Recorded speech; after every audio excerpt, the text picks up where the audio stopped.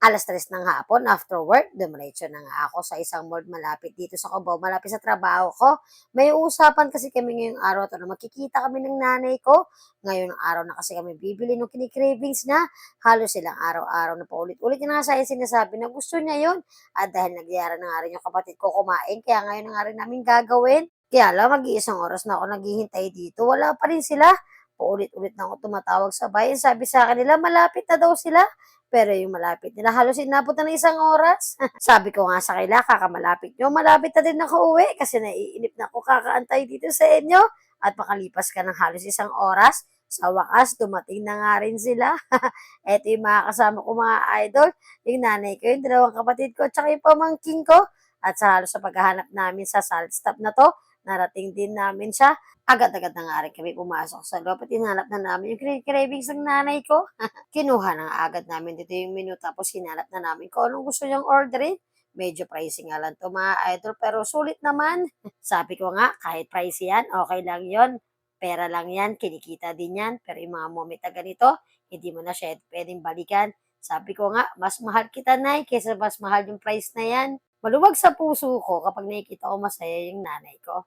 Siyempre, sana maibigay ko rin lahat ng mga bagay na gusto ng jowa ko. Pangarap ko din yun eh. Sa ngayon, magsisikap muna tayo para matupad natin yung mga bagay na yon. Pero sa ngayon, dahil hindi ko pa kaya, malaking tulong sa akin yung jowa ko. At nagpapasalamat ako sa kanya dahil sa tuwing nagigipit ako, hindi niya ako pinapabayaan. Ah, tama na yung drama. Hanggang sa napagkasunduan na namin na dito na lang may kumain ng hapunan. Ang alam ko kasi, magsasalad stop lang kami. Unexpected na kakain pala kami dito. Pero syempre, hindi ako yung taya dito, yung kapatid ko ha. Wala pa tayong sahod, kaya medyo kapos pa yung budget natin. Kaya asa na lang muna tayo sa libre. Isa nga sa nagustuhan ko dito yung watermelon shake nila. Hindi naman talaga ako mahilig sa malamig. Pero dahil masarap tong watermelon shake nila, pag bumalik ako dito, sigurado kung uulitin ko, umorder ng watermelon shake. Nabusog naman yung mga kasama ko ngayong araw, mga idol. At tatakaw nilang kumain. Yung in-order namin na kanina, puno pa. Ngayon halos ubos na. Pag-uwi namin ng bahay, kinain na agad namin itong kinikrave ni mama. Pag-open pa lang niya, may kita niyo naman mga idol. Sulit na sulit sa price yan. Kita niyo naman, di ba? Daming laman yan.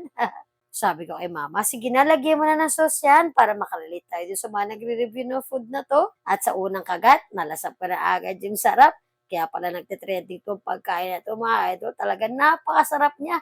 At sulit na sulit sa price niya. Kaya pala ang dami bumibili ng pagkain na to doon sa restaurant na yun kasi napakasarap niya.